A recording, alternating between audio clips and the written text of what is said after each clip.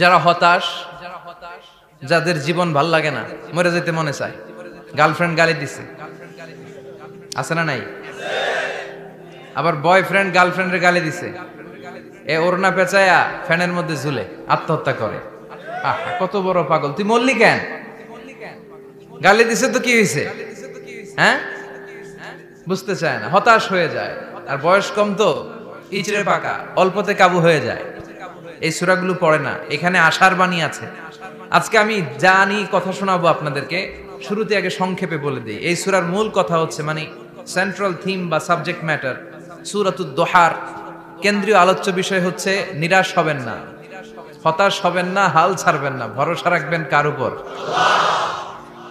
মুমিনরা নিরাশ হয়, হতাশ হয়, হাল ছাড়ে নাকি ভরসা রাখে? কার উপর ভরসা? কার উপর ভরসা থাকবে? একজনের উপর। চিল্লায় বলেন, তিনি কে? Never lose hope. Every time you feel like you cannot go on, you feel so lost that you are so alone. Don't despair and never lose hope, 'cause Allah is always by your side. Insha'Allah, Insha'Allah, Insha'Allah, you'll find your way. Take it up. কি সুন্দর nasheed. Never lose hope, you will find your way. তুমি তোমার পথ খুঁজে পাবে। আমাদেরকে পথ দেখায় কে? আল্লাহ। এজন্য সূরাতুদ দোহার কেন্দ্রীয় আলোচ্য বিষয় হচ্ছে হতাশ হওয়া যাবে না, নিরাশ হওয়া যাবে না, হাল ছাড়া যাবে না, ভরসা রাখতে হবে একজনের উপর। চিৎকার করে বলেন, তিনি কে? হতাশ যারা, ফ্রাস্ট্রেটেড, আপসেট পিপল, তাদের জন্য, হতাশ ব্যক্তিদের জন্য এই সূরাটা একটা আলোকবর্তিকা, একটা আলোর মশাল। এই সূরাটা পড়লেই হতাশ ব্যক্তিরা মনে শান্তি পায়, আশা ফিরে পায়, দিক ফিরে পায়, ঠিক কিনা? এই সূরাটা নাজিল হওয়ার একটা ব্যাকগ্রাউন্ড আছে, শুনবেন। বিষ্ণু ঈসা ইসলামের কাছে যখন ওহী নাজিল হতে শুরু করলো, বিষ্ণু ঈসা ইসলাম ওহির কথাগুলো পৌঁছে দিতে লাগলেন। যাই নাজিল হতো বিশ্বনবী পৌঁছে দিতেন, বিশ্বনবী সাহাবাদের কাছে শেয়ার করে দিতেন। যেটাই নাজিল হতো তিনি পৌঁছে দিতেন, যেটাই, কারণ আল্লাহর আদেশ, ইয়া আইয়ুহার রাসূল বাল্লিগ মা উনজিলা ইলাইক, ও নবী আপনার কাছে আমি ওহী থেকে যা নাজিল করি সব পৌঁছে দেন, একটাও গোপন করা যাবে। আল্লাহর কাছ থেকে বিশ্বনবী যে সমস্ত মেসেজ, ইনফরমেশন, তথ্য, রেভেলেশন ওহী পেয়েছে, একটাও কি বিশ্বনবী গোপন করেছে? সব প্রকাশ করে গিয়েছে, সব শেয়ার করে গিয়েছে।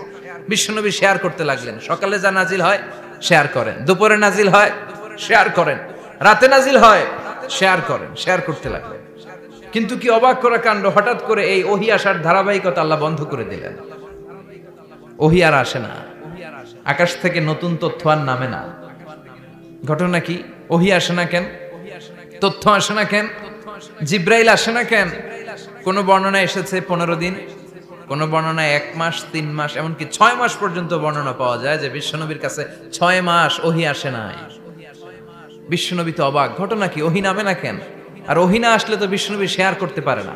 এতদিন যা আসতো বলে বেড়াতো, এখন আসেও না, বলতেও পারে না। কাফির মুশরিকরা বিশ্বনবীর গালি দিতে শুরু করলো, মুহাম্মদের রব মুহাম্মদরে ভুইলা গেছে, মুহাম্মদের আল্লাহ মুহাম্মদরে ছেড়ে দিয়েছে। বিশ্বনবীর চাচি আবু লাহাবের স্ত্রী উম্মে জামিল বলতে শুরু করলো, কি মুহাম্মদ, তোমার শয়তানটা তোমার কাছে আসে না? না, শয়তান দ্বারা তিনি জিব্রাইলকে বুঝিয়েছেন যে তোমার জিব্রাইল তোমার কাছে আসে না। এভাবে সবাই গালমন্দ করতে শুরু করলো যে মুহাম্মদের আল্লাহ মুহাম্মদকে ভুলে গিয়েছে।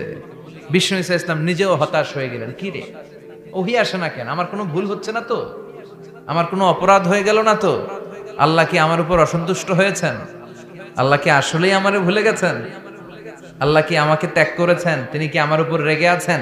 আমরাও মাঝে মাঝে এরকম হতাশ হয়ে পড়ি। এরকম হতাশ লোক আছে না নাই? কি রে, আমার দোয়া কবুল হয় না কেন? আল্লাহ আমার ডাকে সাড়া দেয় না কেন? আমার জীবনে এত দুঃখ কেন? আমার জীবনে তো ভালো কিছু হয় না, খালি সব কষ্ট আমার কেন? এরকম আছে না নাই? এরকম হতাশদের জন্য এই সূরাটা একটা আলোকবর্তিকা, মোটিভেশনাল সূরা। আলহামদুলিল্লাহ পড়েন।